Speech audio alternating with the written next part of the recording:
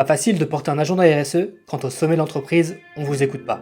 Pourtant, vous arrivez avec des arguments béton, une logique implacable, et on vous renvoie quand même dans vos 6 mètres. C'est trop cher, c'est pas la priorité, on a toujours fait comme ça, c'est pas le moment. Et il n'y a rien de plus frustrant quand on sait qu'on a raison. Mais la vérité, c'est que vous ne faites qu'appuyer sur l'accélérateur avec le frein à main. Il est temps de changer de stratégie. Je vais vous montrer 3 leviers psychologiques que vous pouvez utiliser tout de suite pour convaincre vos dirigeants de passer à l'action. Et à la fin de cette vidéo, je vous donnerai le tips qui pourrait tout faire basculer. Le premier levier, il est plutôt contre-intuitif. C'est le levier d'aversion à la perte.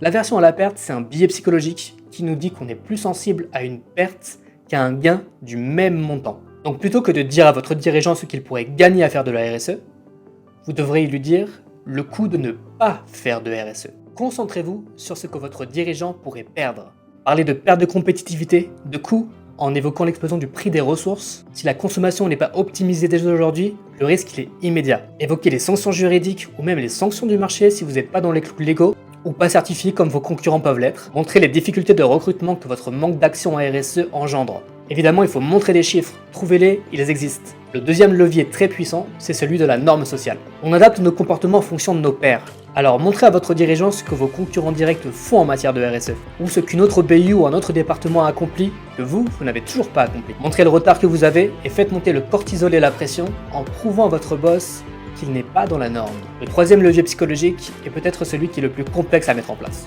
C'est celui de raconter une histoire. Pourquoi ? Car une histoire, par son enchaînement logique, permet à votre interlocuteur de visualiser la situation, et donc de s'accaparer émotionnellement ces événements, en les attachant à quelque chose de concret pour lui. Choisissez des protagonistes familiers, mettez en lumière une quête très claire, qui sera comparable à celle de votre entreprise, racontez les challenges et montrez comment les protagonistes ont répondu à ces défis. Le cerveau d'une personne qui raconte et le cerveau d'une personne qui écoute peuvent se synchroniser lorsqu'une histoire est racontée.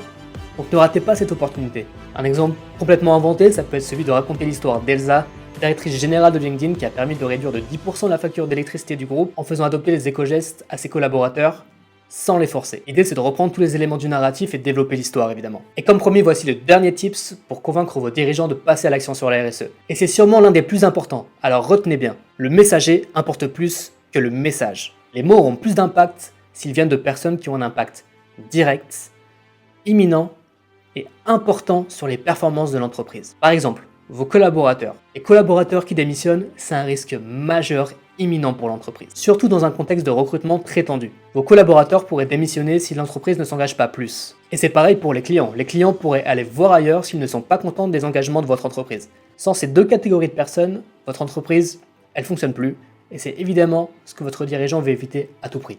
L'idée c'est de faire remonter ces informations, ces pressions internes ou externes, donc de vos collaborateurs ou de vos clients, pour faire bouger vos dirigeants. Donc utilisez la voix de ces personnes, faites-les parler à votre dirigeant directement si vous pouvez, faites remonter ces informations à travers la voix de ces personnes-là, car c'est un problème douloureux, urgent, reconnu, que votre dirigeant va vouloir adresser tout de suite. J'espère que cette vidéo vous a plu et vous sera utile. Si vous voulez plus de contenu comme celui-ci, suivez-moi et abonnez-vous.